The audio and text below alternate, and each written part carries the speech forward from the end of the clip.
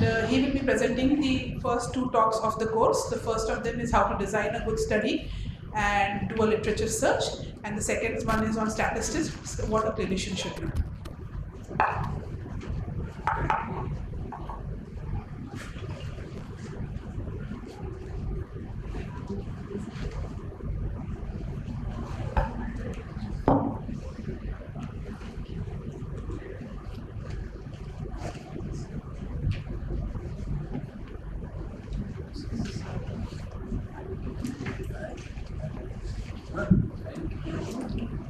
Hello everyone, very good afternoon, a very warm afternoon, isn't it? In Cochin it's like really warm here, and good to see a relatively large number of people. I wasn't expecting so many of you here. Hopefully it will be full house by the time we go through the sessions.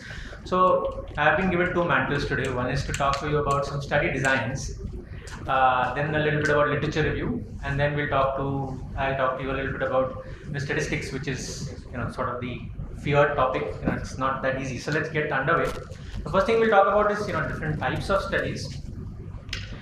So there are different types of studies, and you might have heard these. So this is just an introductory slide. You must have heard these terms: prospective, retrospective, randomized, not randomized. There's a lot of confusion between all of these, right? So I thought I'll really simplify it and show you, how study designs are actually classified.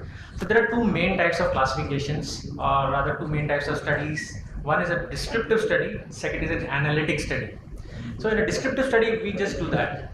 Description, we just describe what we are seeing, right? We don't talk about if this increased, that decreased.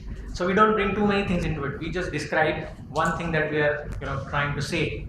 And so surveys generally come under descriptive studies, and others is qualitative studies, which are essentially questionnaire based studies. These are descriptive studies. Most of the times we are not dealing with descriptive studies in clinical research, right? So a lot of epidemiologists do these kind of descriptive studies. So let's keep that aside. What we really do in our clinics or in your thesis or in your daily life is about analytic studies, right? So there are two main types. One is experimental and second is observational. The experimental really means that you are doing an experiment, right? You are introducing somebody to a new treatment or a new drug, and then you're seeing how they behave, and then you also have another group which you are not giving or you are not exposing them to that drug, right? So essentially we're talking about randomized trials, and there are really two types of randomized trials. One is a parallel assignment, second is a crossover design. I'll show you, we'll get to these in a couple of slides. The other is an observational study. Here you're just observing. You are not really introducing any new drug or any new surgery or any new therapy. You are actually just observing people over a course of time, either ahead in time or you're looking back in time, right? So observational studies are either cohort, case control, or cross-sectional. So, quick examples: surveys can be population-based studies which are community-based, right? So you must have heard about some very large ophthalmology-based studies, some which have come from Shankar Netralaya. One is called the SN Dreams, which is the diabetic retinopathy study. There are some others which have dealt with incidence, prevalence of glaucoma in the community. So these are all dealing with large samples. They look at prevalence and incidence of disease. CAP surveys or cost effectiveness studies and all fall under surveys. This is something that we are not going to elaborate more on because we don't do this, in our everyday research. Qualitative studies are essentially questionnaire based. You must have seen, especially during COVID times, a lot of people did a lot of questionnaire based studies, right? So what do you feel we should open up, and what do you feel about this, what do you feel about that? But then questionnaire based studies are very specific, and there is a way to develop questionnaires which I'll quickly touch upon. Initially we do a pilot questionnaire, then you do an open-ended questionnaire. This is the way you develop a new questionnaire, right? So you do an open-ended questionnaire. So you field the question and you don't give them options. You tell people what do you think about it, right? Then you develop close-ended questionnaire. So you have these questions and you have these 4 options. Directly going to close-ended question is not a good idea. Then you do some field testing for reliability and validity, and then you retest, and only then you field it to the people whom you are trying to ask those questions for. So there is a way of developing a questionnaire-based study or a new questionnaire. It's not really an easy way to do. So it's always better to use questionnaires which are pre-used, or which are published, so that you can say, oh, we use this questionnaire and we modified it a little bit. So we have looked at descriptive studies under which surveys and qualitative studies fall. Let's look at the analytic studies. Like I said, there are case control, cohort, randomized and others. So this is a level of evidence under which we classify analytic studies. At the bottom are animal and laboratory studies, then are case reports and case series. On top of that are case control studies, then are cohort studies, then even better study designs and randomized trials, and then there are meta-analysis and systematic reviews. So this session will tell you a little bit about each of these, right? So essentially, we start with, just play this. So it's always good to start with case reports and case series in the beginning when you are relatively young, but then go on to do better studies, do retrospective or case control studies, then try and do more cohort studies, try and get involved in randomized trials, and then once you are experienced enough, try and take up meta-analysis. So your curve, your like this guy is going up the ladder. That's how your publication profile after 10 or 12 years should look like. Right. So now, what is a prospective study? As the word says, prospective. You are looking in the future. So what you are starting with is you are enrolling non-disease subjects, people who don't have the disease. They are at risk for disease, but they don't have the disease. Then you collect their baseline data and you follow them up for a period of time. And you are not introducing any new drug or anything like that. You are following them up, and then you are going to look for that onset of disease. All of these patients are at risk for a particular disease. Who gets it and who doesn't get it? So you are following a group of diabetics, and then you are seeing who got retinopathy and who didn't get retinopathy. So you are going to follow them up over time, right? So who got disease and who didn't get disease, and you can compare across them. The other is looking back, retrospective. The word retro is to look back. So retrospective study means that disease has already happened, right? That outcome has already happened. You are looking back and trying to find out why it happened most of the times. So what you are really looking for is to identify risk factors, right? So if you are trying to identify risk factors of a particular disease, a retrospective study is a relatively good study design to do. Let's go to the umbrella of randomized controlled trials. Before we go into a RCT design, you should understand the concept of bias. Bias really means there are many different types of bias, but you can actually, you are doing an experiment, you can influence that experiment to get the results that you want. So that is something that should not happen, right? To overcome bias, what we do is randomization, and it could be in the form of lucky draws or computer generated allocation codes, etc. The other concept which is important in RCTs is allocation, to see that patient gets that drug, right? And there are two types, one is parallel and other is crossover, and third is concept of masking or blinding. We don't use the word blinding in ophthalmology, right? For obvious reasons, we use the word masking. So the concept of masking, I don't think we need to go into a lot of details, but overall there are three concepts in RCTs: randomization, allocation and masking. So you need to think about these before you are actually going ahead, right? So this is a quick video to show you. So this is a quick video to show you what is randomization, and these are the patients at risk, and you're giving some of them drug A and then you're giving them drug B. However, if physician comes in the picture and says, oh, you go to drug A and then you go to drug B, that physician is actually trying and manipulating those patients, right? So this is an example of something which should not be done. So randomization is done to take out that bias which is in between. Now what is parallel assignment and what is crossover assignment? So parallel assignment really means all patients are getting into group A or group B, parallelly, equally. And crossover means after they get drug B, after they get drug A, they could then transfer over to drug B. So patients getting bevacizumab could then go to the aflibercept group, and the aflibercept group could actually get into the bevacizumab group. That is also possible, not commonly used, but these are examples of crossover study designs. So this is essentially what study designs look like, right? So descriptive studies, we don't use much. Analytic studies is where we are actually doing an experiment, which is a randomized trial, and observational studies, which are cohort, case control and cross-sectional. Now, remember, we have not talked about the word cohort, cross-sectional as yet at all, right? I told you there are prospective, there are retrospective, and there are RCTs. So what about cohort and cross-sectional? There's a lot of confusion between, in the minds of most people. So what is a cohort study? What is a cross-sectional study? So it's a very simplified explanation, though not always true, is that cohort studies are generally prospective and observational studies, right? A cohort means a group of people in very simple language. So cohort study is a prospective study, and a case control study is a retrospective study. That is generally true in most cases. Now, how do you apply these to patients or when you are actually designing a study? So you use the PICO approach, right? Where P stands for participants, I stands for intervention, O stands for comparison, and C stands for comparison group, and O stands for outcome measures. and the T stands for the type of study, which we already discussed so far, right? So the PICOT or the PICOT approach is what is important for your study designs.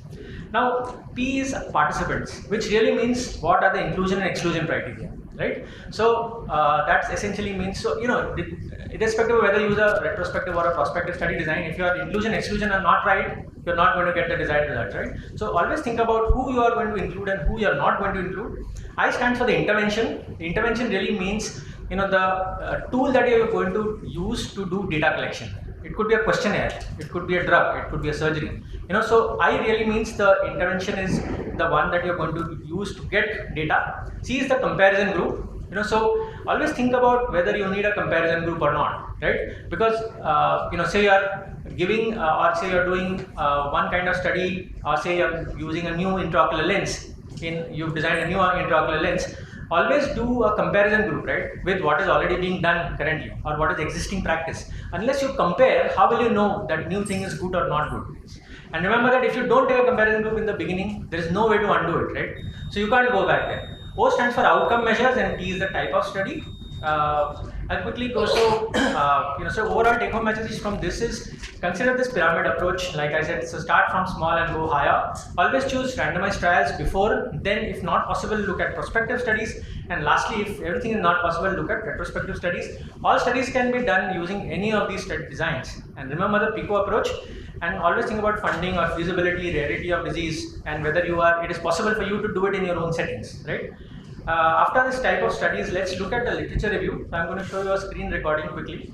Remember that literature review should be very, very goal directed, right? And good literature review has all these parts to it. The keywords, your keywords that you're feeding into PubMed or any search engine determines how good your search is. Your keywords should be similar to mesh terms, which PubMed describes. Your search strategy should use a Boolean search, which I'll show you, and use an advanced search option. Let's take an example of incidence of post-cataract surgery endophthalmitis in India. You want to do a literature review on this, and we are going to use PubMed.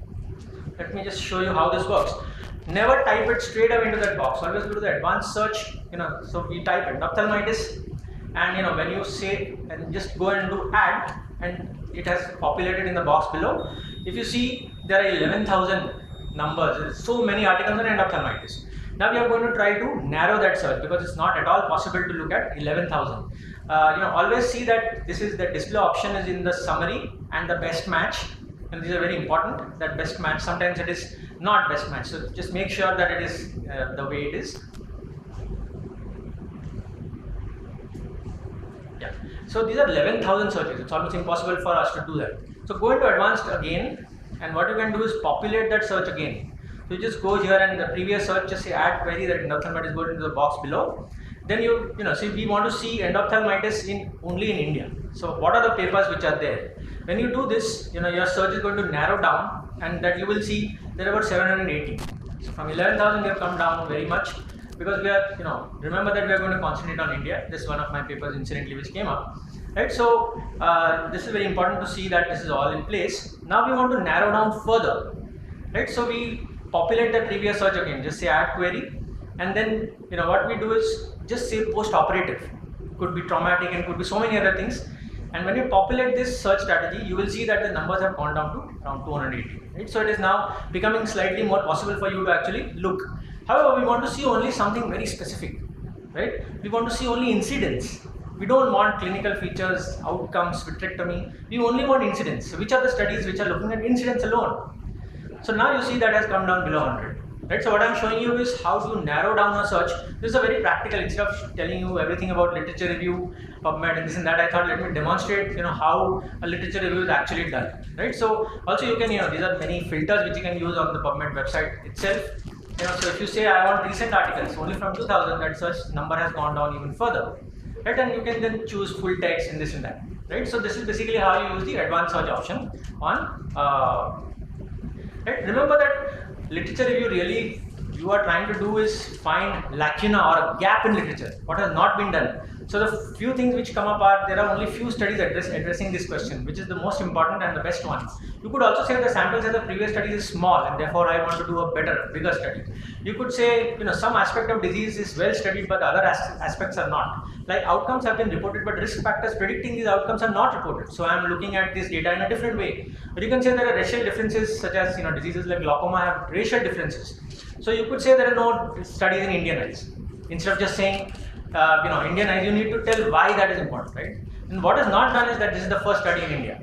So what, right? Then you can say, some people say this is the first intervention in India, the first time this procedure is being done in India. Sometimes there are grandiose claims, and then sometimes, of course, the whole hypothesis is unscientific. So all of these are not lacuna in literature. So the whole point of doing a literature review, use advanced search and do a literature review to find what has not been done, right?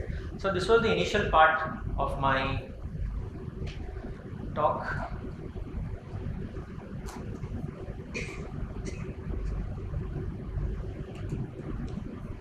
So now we'll deal a little bit about something that is slightly difficult for most of us to deal with. So we're looking at biostatistics. Please question. After the talks. I have 2 talks, then we can get to that. So before I start, especially when I talk about statistics, you need to be inspired to do good things in life, right? So always remember that the questions you ask define who you are and not the answers you know. Every day you will learn new things, right? But still you need to ask questions. So more questions you ask, the more answers you will start knowing. So let's look at a little bit about data analytics and interpretation. So overall, this is the plan through which we, this is the highway for clinical research, where you plan the study, you execute it, and then you analyze and then you review and submit. Or in short, you come up with an idea, you design the study, you execute and analyze it, and then you write and publish it, right? So what we are now looking at is only this part, that is analysis. That really means biostatistics. Let's start with a question. Okay, the CMT, central macular thickness. This is something that you will read in papers. Okay, so the central macular thickness reduced from 480 plus or minus 130 microns to 320 plus or minus 80 microns with aflibercept, and from 489 plus or minus 140 to 340 plus or minus 90 microns with ranibizumab at 3 months follow-up. Reduction in macular thickness in the 2 groups was comparable without any statistical significance. That P is 0.063.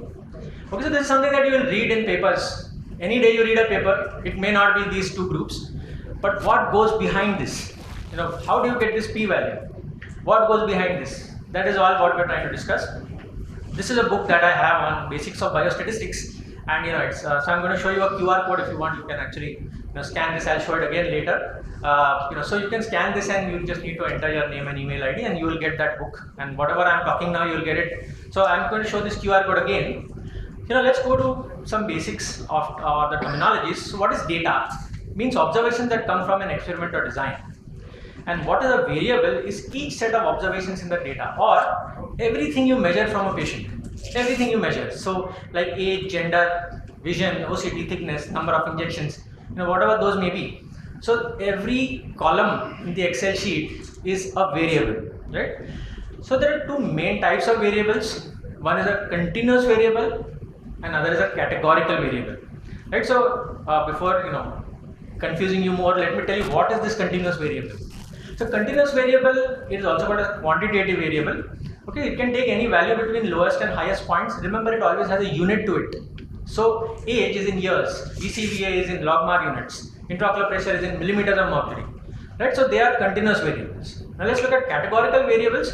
Here things are grouped together because of their common properties, like gender, or like success or failure, types of closure in macular holes is type 1 or type 2, types of neovascular membranes, so these are categorical variables.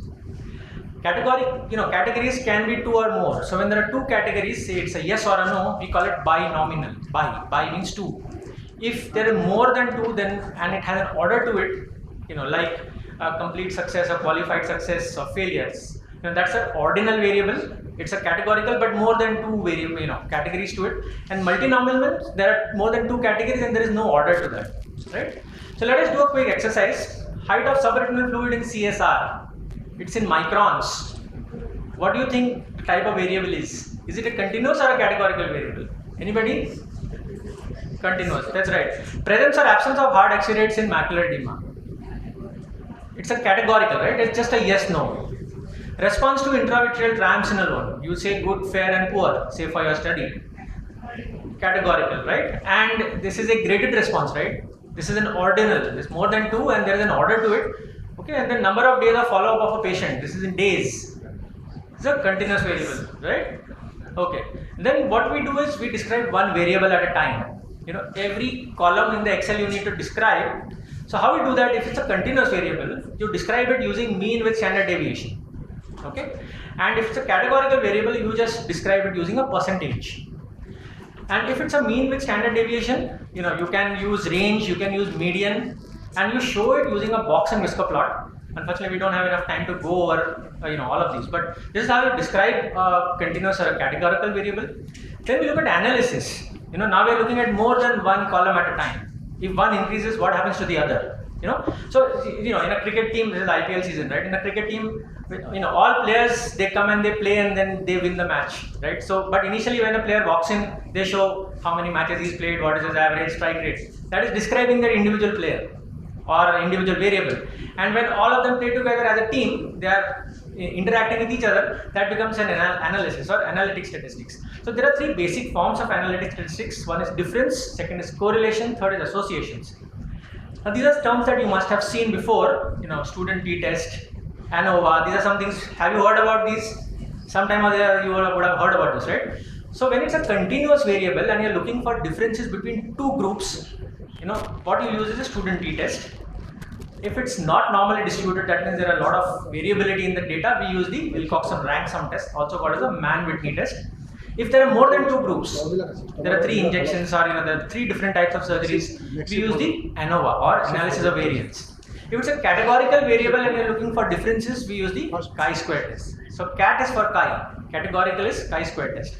So we'll come back to this question again we started with. Right? Macular thickness reduced from 480 to 320 microns in aflibercept group and 489 to 340 in ranibizumab group. Is this macular thickness a continuous or a categorical variable? Continuous variable, right? Okay. So now we are dealing with continuous variables. We are looking at differences between 2 groups, right? Aflibercept and ranibizumab. So there are 2 groups. So let's go back to this. Right? So it's a continuous variable. There are 2 groups, and let's say it's normally distributed. What is the test we will use? Student t-test, right? So this p-value is derived using the student t-test, right? So when I showed you this example in the beginning, it was a little bit, I don't understand, right? But now that you've gone through this, you understand this is how it's done.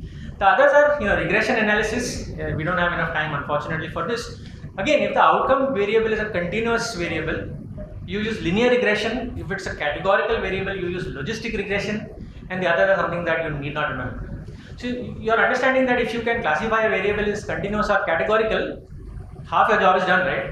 You can choose the type of test that is required, the kind of analysis that is required, how to interpret those p-values, right? So this is something that it's not really difficult. You need to tell your statistician, this is what I want. Instead of just telling him, this is my Excel, aap kar dijiye. They won't understand a thing, and what they send back, you also won't understand it, right? So, this is what I wanted to show you. So this is a book on basics of biostatistics. If you want, this is the QR code, or if you can scan if you want. I'll give you just for 10 seconds or so. You can scan and then you will get that, all of this entire thing is there in that. It's about 5 or 6 pages. But, once you attended this session, you will find it quite easy to sort of get it.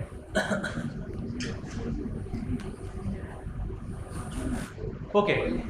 Quick word about my research academy. You can take time and look at it. It's called Sengupta Research Academy. There are a lot of learning, e-learning lectures. There is a whole, series on biostatistics, about 6 lectures, about 10 minutes each, makes it easy. And this is a longer fellowship course on the Research Academy website. You can take time and look at it. There is also a great thesis design course if you want to take a look at that. Many good blogs which talk about p-values, which talk about regression analysis, getting published, thesis to journal articles. About 23, 24 blogs, you can take a look at those things. So try and broaden your research horizons. There's a lot more than just making an incision. There's a lot more than just doing phaco properly. There's a whole world out there. So try and get involved with these things, and that's pretty much what I wanted to say. Thank you. Thank you, Dr. Sengupta, for an excellent talk as usual, and for making statistics seem simple to us. We will take all the questions in the end, sir. So next.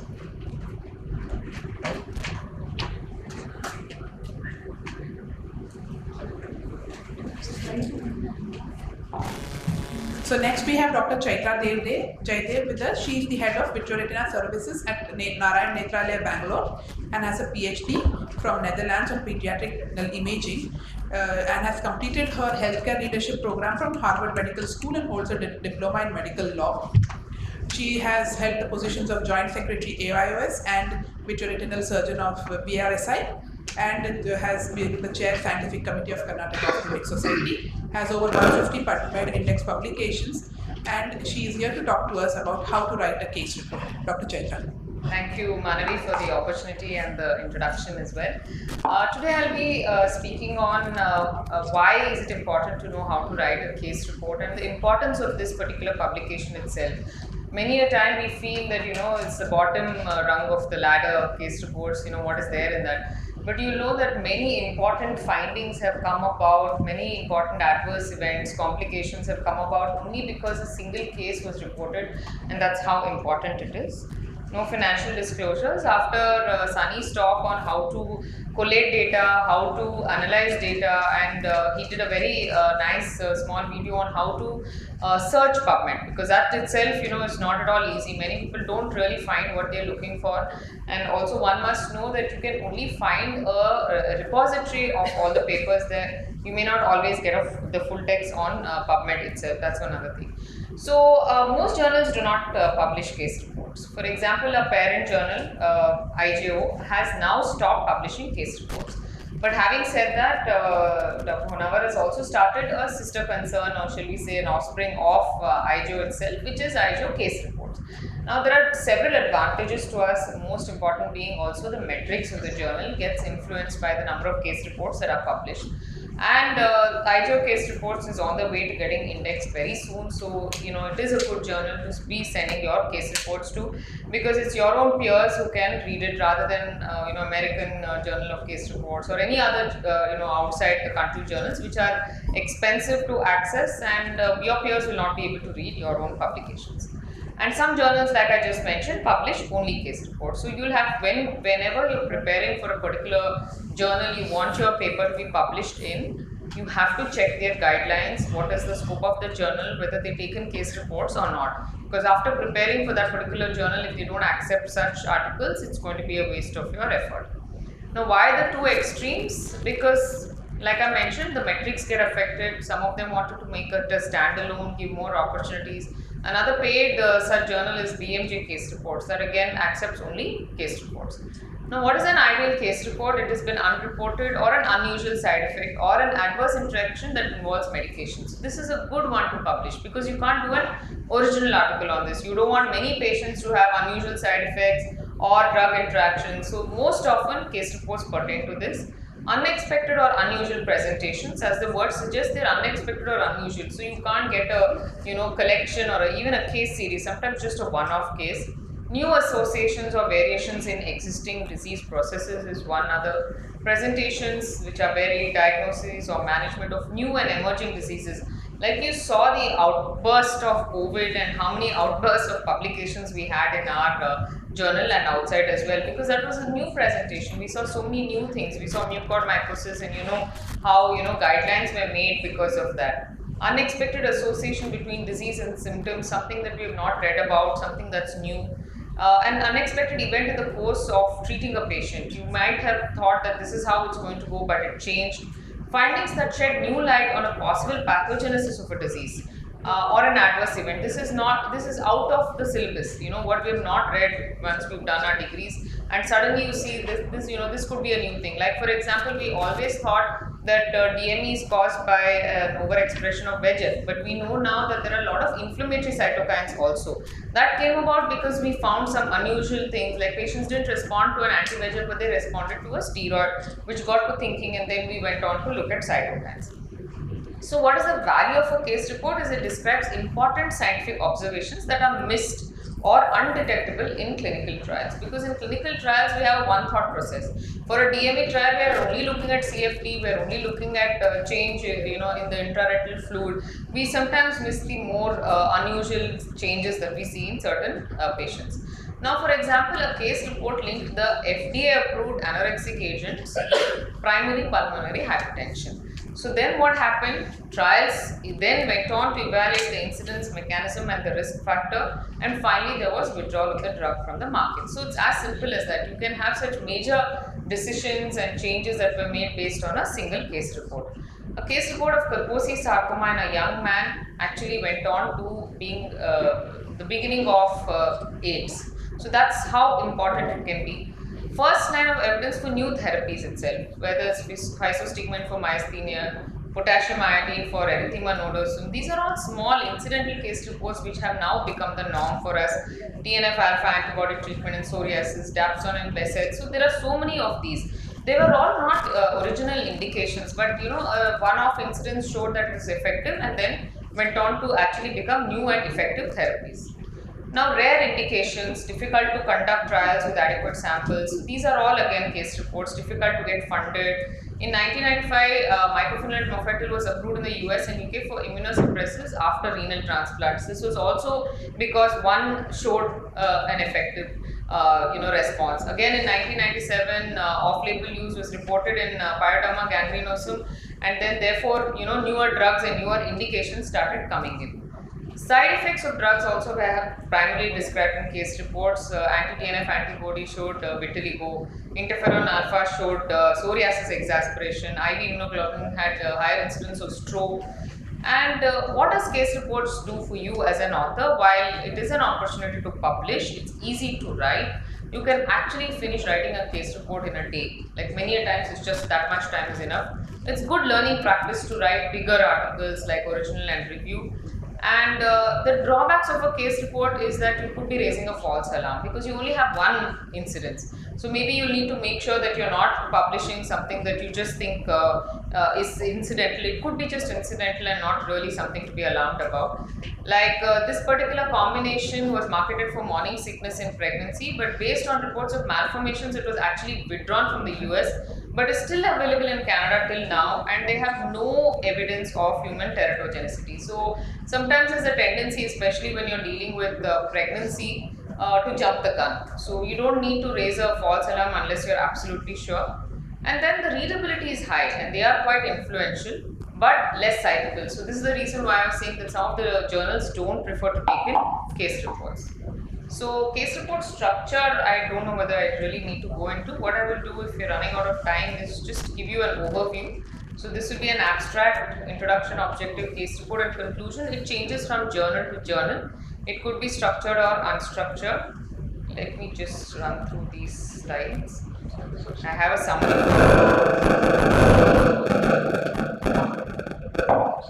Yeah, this is an important point. You need to obtain permission from the patient to use the photographs, especially, I've seen a lot of them submitting face photographs. Of course, you need the eyes because it's an ophthalmology journal, but they put a patch across the mouth. Come on, you can't do that. You have to take permission from the patient because it does not hide the identity. Putting a mask just on the mouth, you can still, the identifiers are actually eyes. So always take a written consent from the patient before publishing patients of the face especially. If it's just like an iris or something, you would not know, but the full face will be very, very important to take permission. I have a summary slide on each one of them. Let me just show that to you because, yeah, so this is the checklist. Abstract should summarize the whole case. Introduction should rationale, adequately explained and substantiated by references. Case description should be brief and adequate but clear. Investigations again should have the normal values for uncommon ones. Please put that in brackets. And discussion should have the diagnosis and the recommendations that were supported or refuted or addressed. So this is your checklist. Other than that, like I said, protection of anonymity. Please make sure names, MRD numbers. When you're using photographs, please take permission. Disguise any identifying information. A P-scan will have the patient's name. Please make sure you cut that off. And take informed consent, preferably before writing and submitting the manuscript, because if the editor asks for a consent after that, the patient might actually refuse. So you just need to be extremely careful about that. This eliminates the risk of litigation, protects authors, journals and publishers. Special consent, especially if identity is revealed. These are some of the journals that accept case reports. I've just put them all together.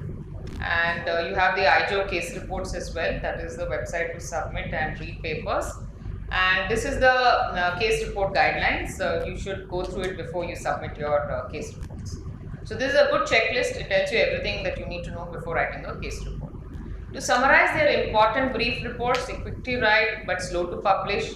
You keep getting a lot of rejections. Take the positives from each of the rejections, rewrite and submit. It will eventually get published if it has merit. It's a good beginning for all of us beginners because that helps us to learn how to write better. Expertise and resources are not prerequisites. You don't need those complicated statistics that Sunny was talking about. You can simply write a case report, otherwise you'll have to approach him to do your statistics, which we have done. And learn from small mistakes and make it big. Thank you so much.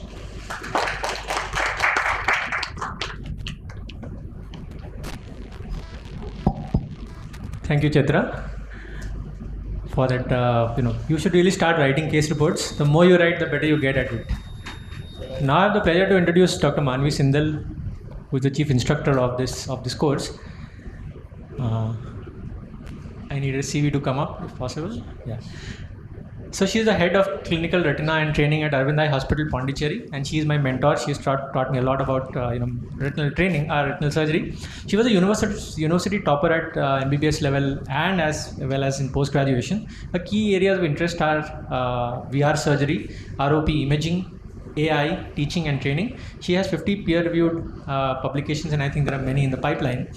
85 presentations and conferences. She is a reviewer for 18 journals. She has received the IGO Gold Award for the year 2021 and the Certificate of Merit for the year 2021. And she is an accomplished surgeon, competent clinician, and avid researcher. So she'll tell us about how to write an original article.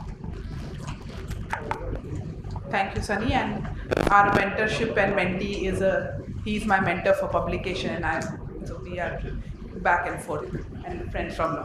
So I'm going to be talking about how to write an original article, and I take a little different approach. I will talk about how to actually go about the actual writing process. So we just had these talks from Sunny, who described how we design a good study with the sound methodology, good design of a trial. We collect our data methodically, and we have an appropriate statistical analysis done. Now, once we have done with this, we come to actually writing the original article, the components of which are the title with the running title and keywords. You have an abstract, and then you have the main article itself.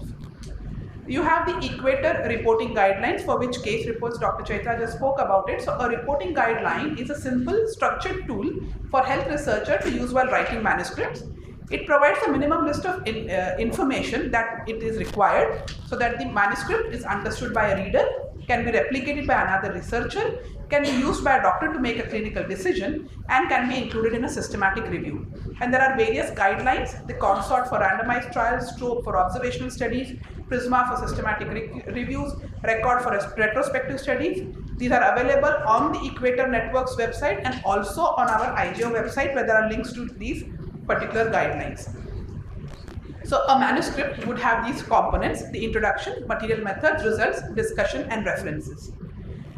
So an introduction should be succinct, it should be to the point, and should not be more than maybe 3 paragraphs.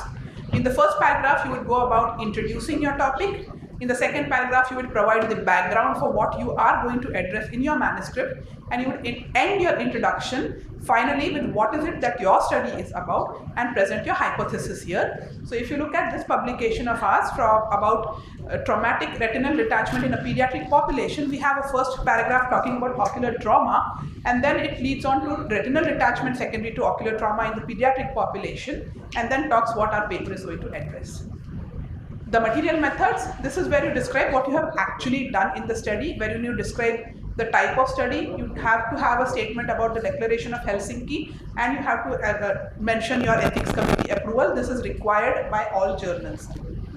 In your material and methods, you will describe your data, you will describe how you sourced your data, who were the participants, or your medical records, how were they accessed, what were your inclusion and exclusion criteria, how was your sample size calculated, and what data have you collected. Sometimes when we go collecting data prospectively as well as retrospectively, we may collect a lot of data. This particular paper may not actually be talking about all of that data. So in that material method, just mention which data is relevant to the particular paper. If there are any procedures involved, like in a surgical procedure, describe the surgical steps. In an imaging paper, describe your imaging protocol. In a treatment paper, describe the treatment protocol, use the retreatment guidelines, etc. Define what were your primary and secondary outcome measures. So in this paper of ours on imaging, where we had compared the Remedio fundus on phone camera with the Topcon camera way back in 2019, which was published in 2019, we have described our participants, we have the sample size calculation, we have how the clinical assessment of the patients was done, how their photos were imaged, and how they were later on graded by the graders. Results. This is the main crux of your manuscript. This of course needs your data to be good and to be analyzed well, and you can incorporate the relevant flow charts there to show how your patient population behaved. You also have the consort, and all these guidelines also have their flow charts, which are mandatory when you are talking about randomized trials and all, and need to be included. So here when we looked at Avastin in babies, we have described how many babies were screened in that era, how many received Avastin, and in which group did their outcomes fall into. This is our ROT. So the results can be displayed or shown in your paper in the form of tables, in the form of figures. Roughly, journal guidelines limit these to about 5, but of course you should definitely be reading our author instructions properly to see which journal says what. In tables, typically table 1 is used to represent demographic data, and most of the times the last table would be some kind of regression or logistic analysis depending upon what the data is available. You utilize figures to show data. Some kinds of data are better shown as graphs or diagrams, and that can be done with this. Or you can also obviously have your clinical images, your fundus photos, your slit lamp photos, OCT images, B scans, depending on what your paper addresses. And then of course you have the descriptive part of the results. So when you have your results in your output from your statistician, you're going to sit down, you're going to look at it, and you're going to say, okay, this goes into the table, this is what I'm going to put in figures, and then this is what goes into descriptive. The descriptive data should not repeat that which is already there in the table or the figure, just highlight it, and whatever remaining data you have that is necessary to represent but doesn't go in these places then gets enlisted in the descriptive data. So here are examples. So here is our tables. This is about from a paper on scleral fixated IOLs, and this is our table 1, which showed demographics and outcome measures and a lot of details. We had 2 cohorts in this. We had looked at the patients from sutured versus sutureless. We also looked at those with aphakia post-trauma and post-cataract, and both of these were presented in tables, giving the reader a full description of all the relevant information that is required. We can have a regression analysis table. This is on hyperreflective foci in DME, and you can see, and the ones which are significant have been highlighted by a double asterisk mark, showing us that gender, the presence of the lower level of triglycerides, presence of cystoid spaces, and subretinal fluid were found to be important in the regression analysis. Or graphs. Graphs can show some data better when you look at the complications in the eyes having pediatric traumatic RD, or you look at why did patients present to us why did diabetes present to a tertiary eye care center for an eye checkup. You can see which of the categories of diagnosis were most commonly in the presenting population.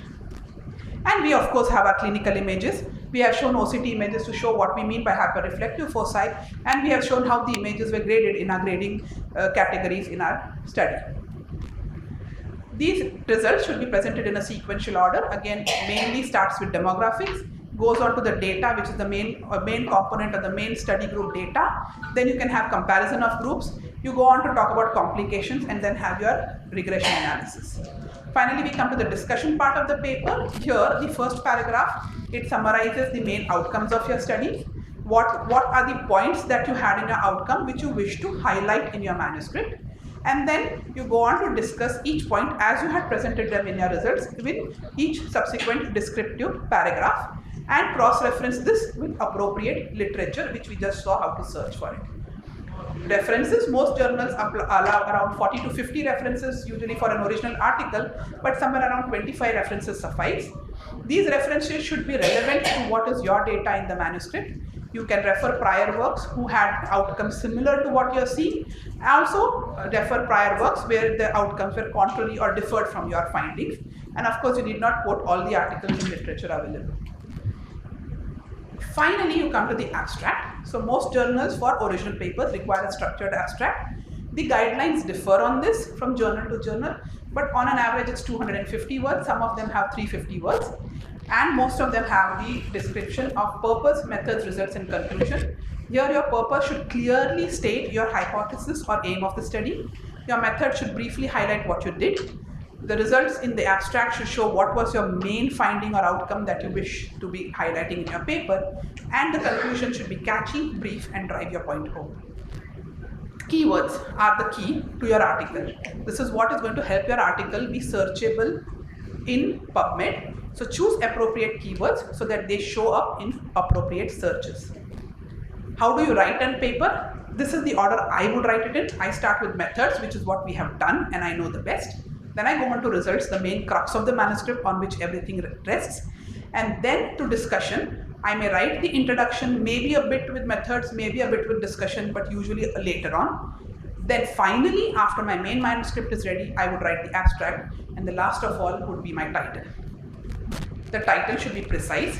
It should reflect what the paper is about. It should include the nature of the study, that whether it's a randomized clinical trial, prospective study, retrospective study, or case report in the title.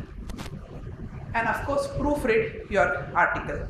Check for grammar, check for spelling, consistent language, and check for the flow of article. It is good to have somebody else give a look over your article to help you with these things, because when you have been writing it and revising it, your mind already knows what you're saying. Somebody who's not involved in it and a fresh look can give you a good idea about how to do it. And of course, then finally we come to submission. Identify appropriate journal for the article. The journal suggestions are available from various publishers. Read the author instructions carefully. Format your article appropriately. Let it sleep. Keep it away for 4 to 5 days. Ensure all your co-authors have had a look at the manuscript. Use track changes when each person makes the changes, so it's easy for the person who's taking the lead in writing to actually finalize the manuscript. And as I said, ask somebody who's not involved to give their suggestions. And once all of this is done, you can let your article fly. Thank you.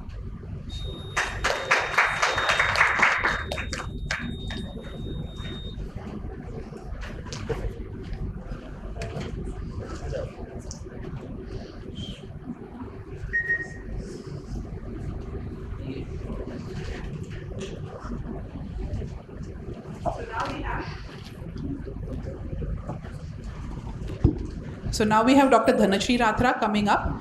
She is a senior consultant at Bhagwan Mahavir Vitreoretina Services, Shankar Nethralaya, Chennai, with 26 years of experience, and has received multiple awards, including the Best Lady Fellow Award in '97, Best Consultant, J.M. Fava Award, and I cannot keep listing all of them. I think Madam is a very well known and a renowned person in vitreoretina and ophthalmology in India.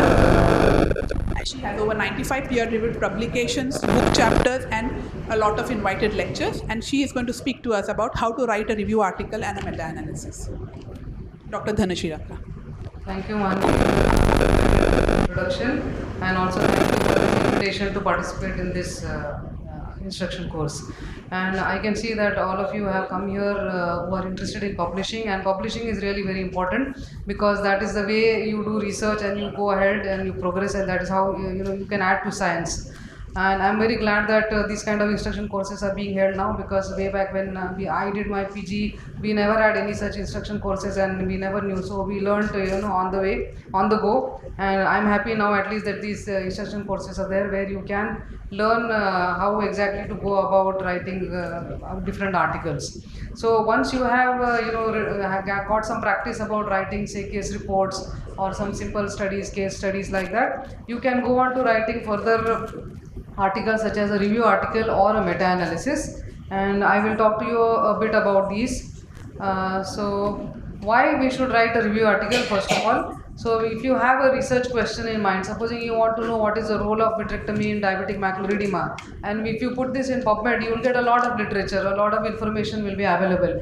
But some of this information will be totally different from each other, and some of it will be even contradictory to each other, and it will make no sense. So at the end, you will not know really what is the role. Now, what does the review article do? A review article can help you synthesize all this available information in the literature, and it can bring out the most important and the most relevant aspect of the topic.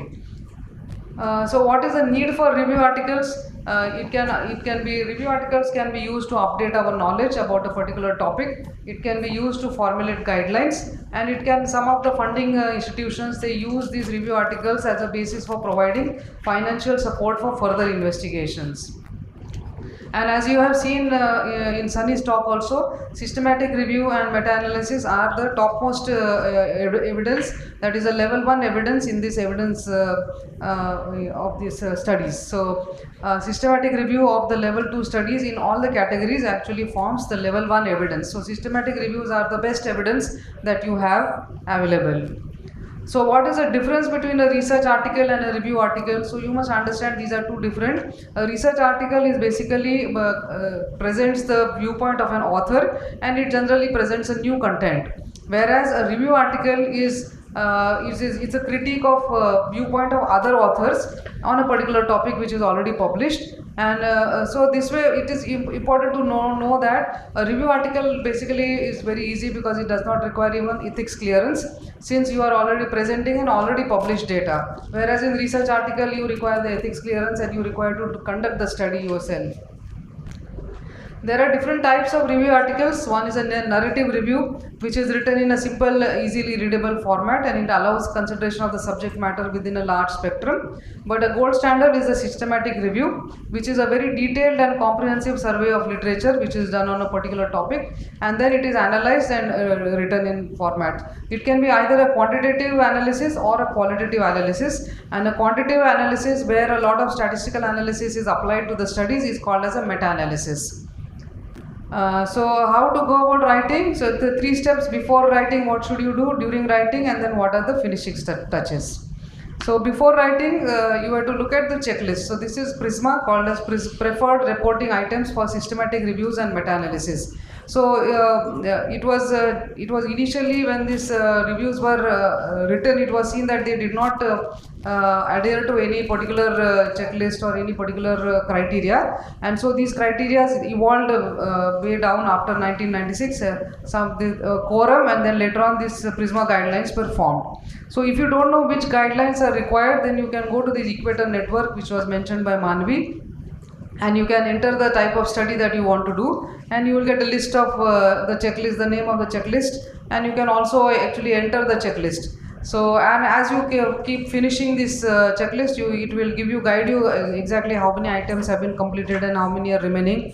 And so this is a very detailed checklist of 27 items. So each category is completely detailed instructions are given about how you should go about writing this particular category. So here you can see this very detailed checklist of 27 points. So whenever you are writing this case report, this review article, you must make sure that you are adhering to the checklist and you are completing all these required points. And once you can also download this checklist, and it can be submitted as a completed checklist, can be submitted as a separate file along with your manuscript. So once you have in mind to write about a review article, you need to have a research question, and it is helpful to divide the research question into different components, and the most commonly used is this PICO, that is the patient, problem or population, intervention, appropriate comparisons, and outcome measures. After you have identified the research question, the next is a literature search. Literature search is again a different talk altogether, but stick to the scientific methods of literature search. So you can go to Medline or Embase, Google Scholar, or peer-reviewed research articles, and previous reviews on that topic also can be seen. However, social entities such as Wikipedia or blogs are not the correct areas where you should look for your literature. So another way to finding the studies is that you use, Sunny also showed you how to go for advanced search. Another area is to use these PubMed clinical queries, which is that this tool actually offers empirically developed filters in 5 different inquiries. So as you can see here, the therapy, clinical prediction guides, diagnosis, etiology, and prognosis. So it helps you refine your search, and it can give you the correct articles in that particular topic. Once you have found the literature, the studies to be reviewed or to be included in an article, it is an indispensable component that this you find out the studies which are good studies and versus which are not so good studies. So to achieve this goal, you should know what is the best possible evidence for that particular type of question, and then you look at the studies. So one important aspect is to look at the study, the planning of the study or the design of the study. Based on that, you can see whether the study is a good study which can be included in your review, or whether you should discard that study. How you formulate this synthesis that basically when you look at these studies, not all researchers will have the same conclusion. So even if it is the same intervention, there are different kind of conclusions will be drawn from the same intervention. So what is the best, our best to do is to focus on the largest and the highest quality study, and then based on this study you can evaluate the rest of the studies in comparison with that basic study. So this is the roadmap for writing a review article, title and abstract, then introduction, methods. So this is the IMRAD format which is called. So introduction, methods, results and discussion, references, and then additional such as figures, tables and other things.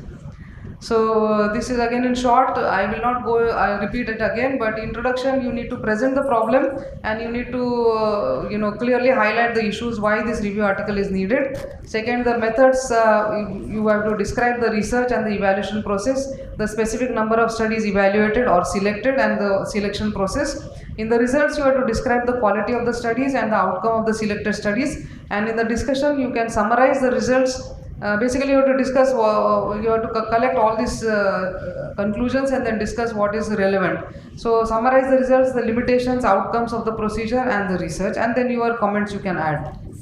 So this is, I think this will be again repetition, but spend time in writing an effective title, abstract and keywords, because that is the most important aspect of your article, and that is how the article is going to be identified and searchable on online. So make sure that your title and abstract are clear, concise, accurate and informative.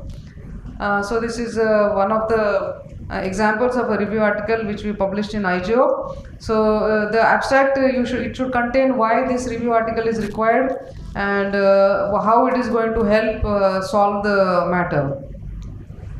And the title, which is again concise. So introduction, always start with the overview of the topic. Give some context and then explain why the review is necessary in this topic. Gather research to inform your introduction and make it broad enough to reach out to a large audience. So this will maximize the impact of your article. Include a critical discussion. So make sure that you present the critical discussion and not just a descriptive summary of the topic. And if there is a contradictory research in your area, then you can even add an element of debate and present both sides of the argument. And you can also use your review paper to in fact solve the conflict in the contradictory studies.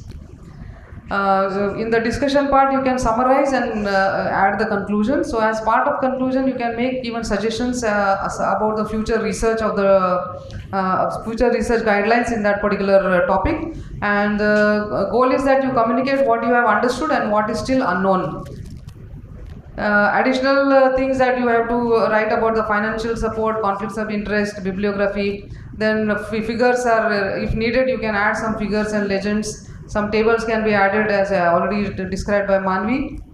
Sometimes even algorithms are good because that can give you, guideline of a roadmap of understanding the topic very easily.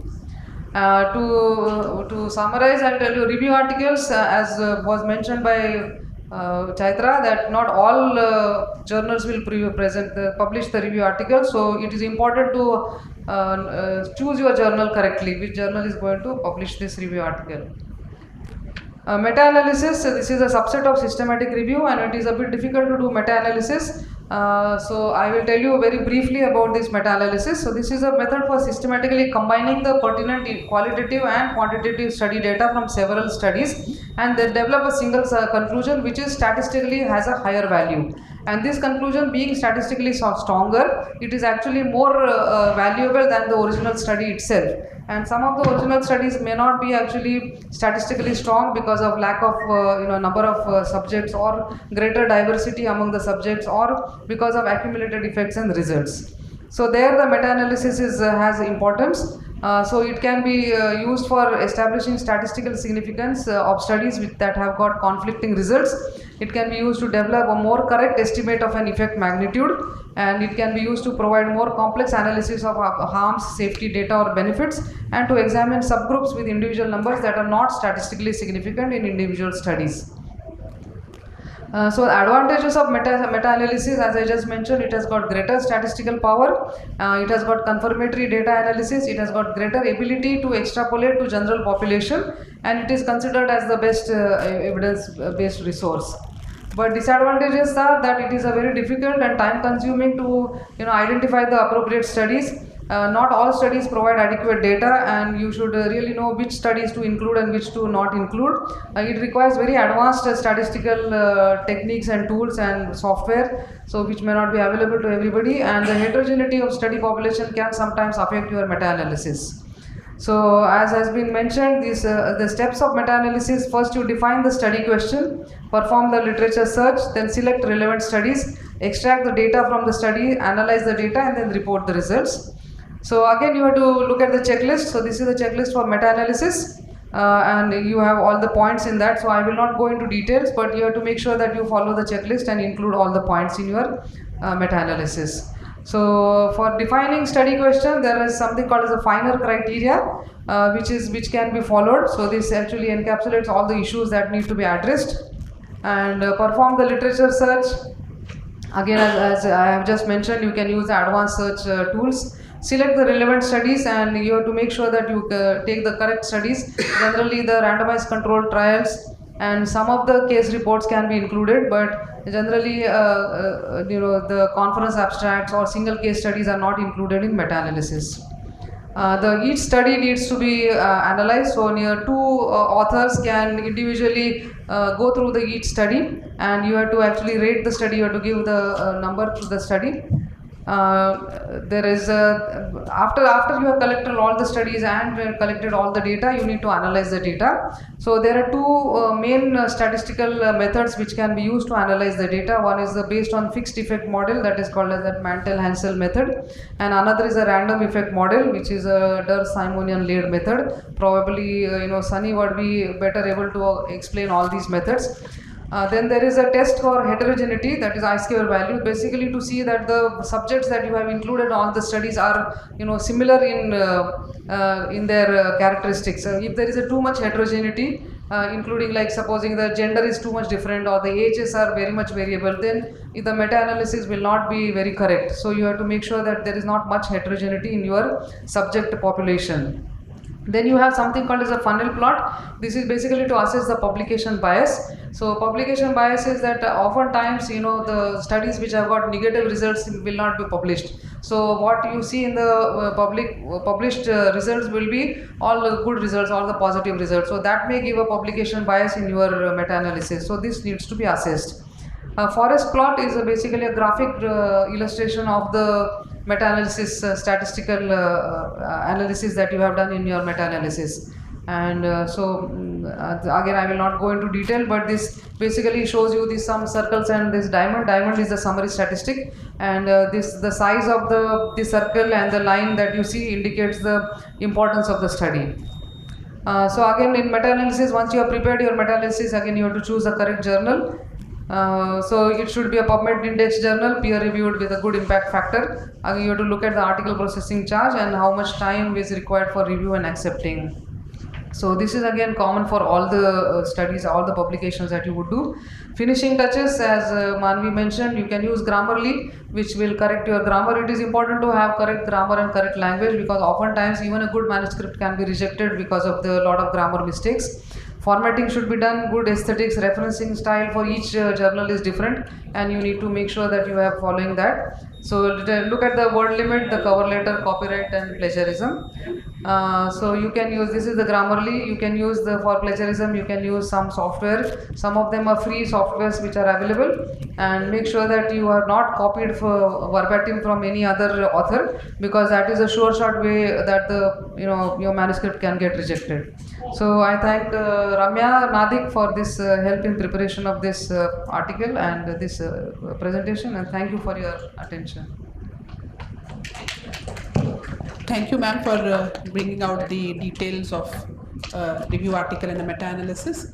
And now we come to the final talk of this particular IC of ours.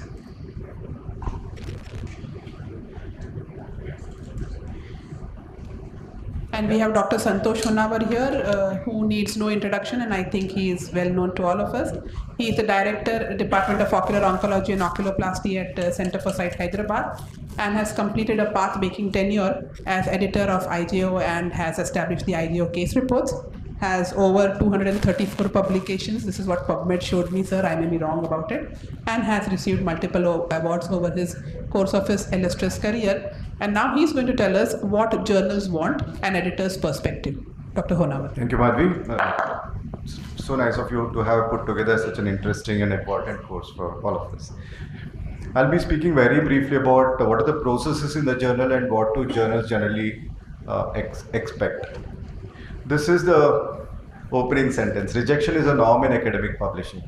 You'll never get to have your article accepted at the first go. Most of the times, not so. Obviously, you have to keep on refining it and submitting to other journals to finally get it accepted. So persistence is often the key.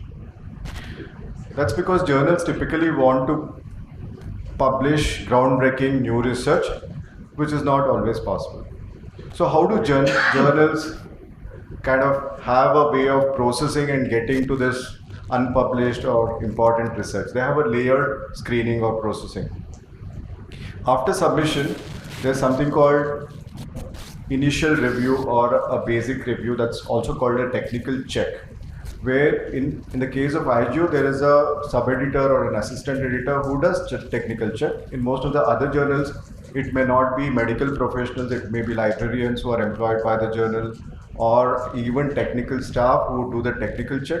They will look at the completeness of the manuscript. For example, if a particular picture is not formatted properly, or if the resolution is low, they will advise you to correct it before it goes to the editorial board, or even the table for that matter. If it's not in the prescribed format or the components of the article are not arranged sequentially as is required by the journal, they'll advise you to correct it. Then it goes for what is called a baseline scientific review. In case of IGO, it is the gang of young editors, assistant editors who do the baseline scientific review. They are very quick in doing that. We expect them to do it within 24 to 72 hours, but some of them do take time, but they ultimately get to it with a lot of push. Yeah, they do it. There's some giggles. Yeah. Right. So what they do is they look at the article and find out if there is anything new in that article. Is it publishable? Can it go for the next layer of review? That is what they advise the editor about. It's not always that the editor accepts their recommendation, but definitely gives it a very due consideration. And finally, at that stage, the editor or the assistant editor or the associate editor may decide to reject the article. If it is of no value to the journal or the reader, they may reject it at that level. That's called editorial rejection. If that is not the situation, then it goes for the peer review. That is the third layer. Now, what are the reasons for editorial rejection? Without peer review, in fact, if you submit it to, say, JAMA Ophthalmology or Ophthalmology Retina, etc., within a matter of 6 to 8 hours, you may get a rejection. It's as quick as that. That's called editorial rejection. It may not even go to the editor. It gets rejected at the level of a technician because they screen out articles. They have an algorithm to screen out articles which are not useful for the journal, which may not be relevant to their readership. Their readership is American ophthalmologist, of general ophthalmologist category. If you send something which is very extremely focused, such as a genetic analysis of a mutant variant of gene in retinoblastoma with its prognostic implications, they may not be interested at all because the journal is aimed at general ophthalmologists in the United States, where this particular condition may be rare. So it will call for an editorial rejection. Manuscript journal mismatch. If you send case report to IGO, main IGO, obviously it is not going to accept it. It is for IGO case reports. Whenever there is a manuscript journal mismatch, it is rejected. Not in the scope of the journal. Extremely basic research cannot be accepted in a clinical journal. So that's not within the scope of the journal. Space constraints. If it's a very large manuscript with 224 references, 20 tables, there is no way you can accept it. High submission volume and low acceptance rate would preclude articles of moderate quality to be to be further processed. Or if there has been a similar recent submission or a publication, which will be in the database of the editorial board. So suppose there is one case report which is exactly similar, and then one more is submitted, and the earlier report is already in process. There is no way the second one is going to be processed. There are some reasons for editorial rejection which are related to manuscript quality. If IRB approval is not obtained or a prospective study not registered, prospective comparative clinical trial not registered, which is now mandated, that is not done, it may be rejected outright, not compliant with the journal style, poor writing and organization, obsolete. Some study which is done in say 2002 submitted for publication in 2023, obviously not acceptable, poor rationale for the performance of the study, irrelevant to the journal readership, not a priority, flawed methodology, poor interpretation, post or no statistical analysis, no background of basic or translational study. So finally, when it goes to peer reviews, it's generally sent to 5 peer reviewers, out of which at least 2 or 3 of them hopefully will pick up. And if at least there are no 2 peer reviewers, the editor or associate editor or the assistant editor himself or herself becomes the peer reviewer. So ideally there should be 3 peer reviewers. It should be an odd number. It should not be 1, it has to be 3. It can be 2 very rarely if it's such an article where the third reviewer is very difficult to find. Now, what is peer review? Peer review is an evaluation of your work by one or more people of similar competence to the producer of the work. So there will be some kind of ladder mechanism here. So one of the peer reviewers will be a young enthusiastic ophthalmologist who is in that area of research. One of the peer reviewers generally is a person of authority who has published a lot on that topic.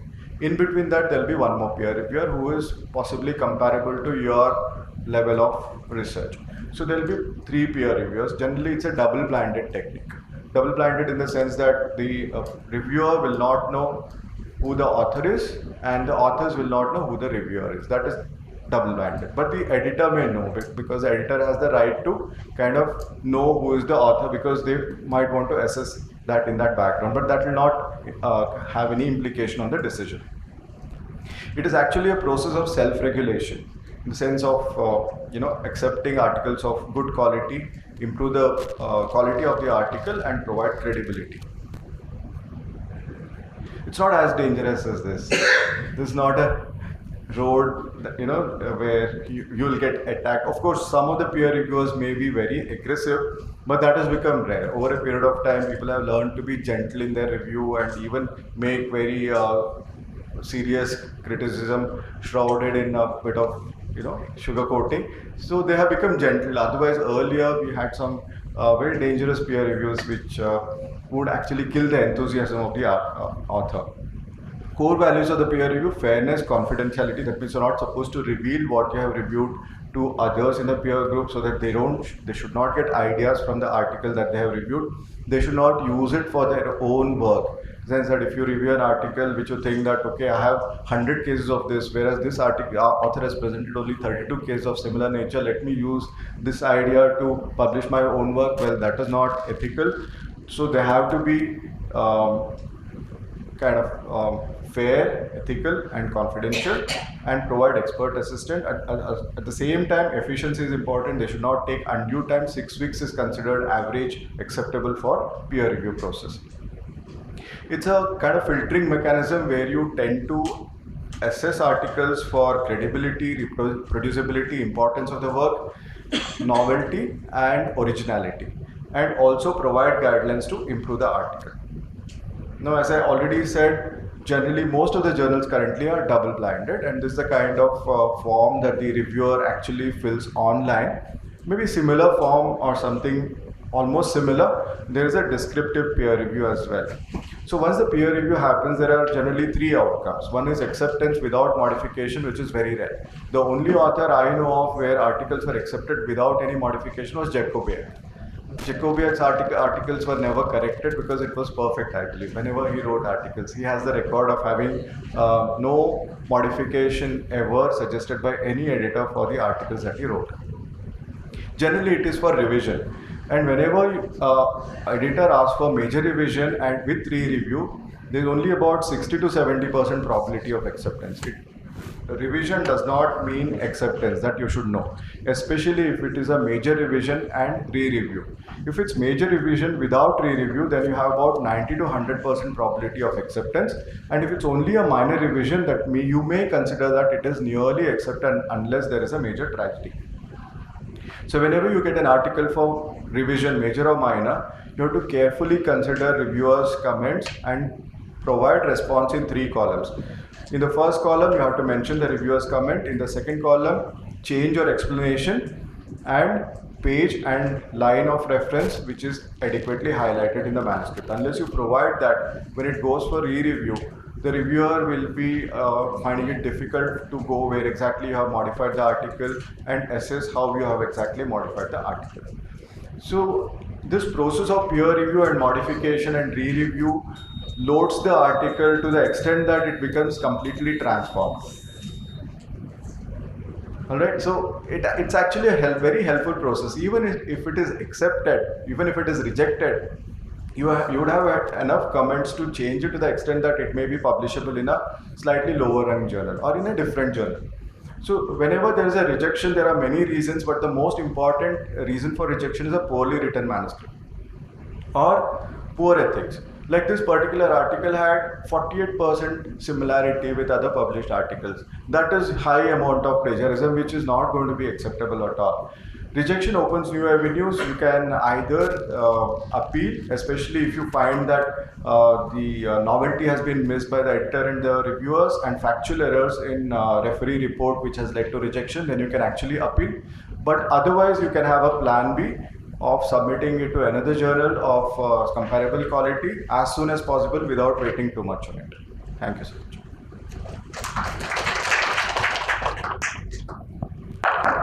So we are running quite short of time and need to wind up in another 5 minutes probably. Any questions, quick questions? Thank you everybody for attending our course.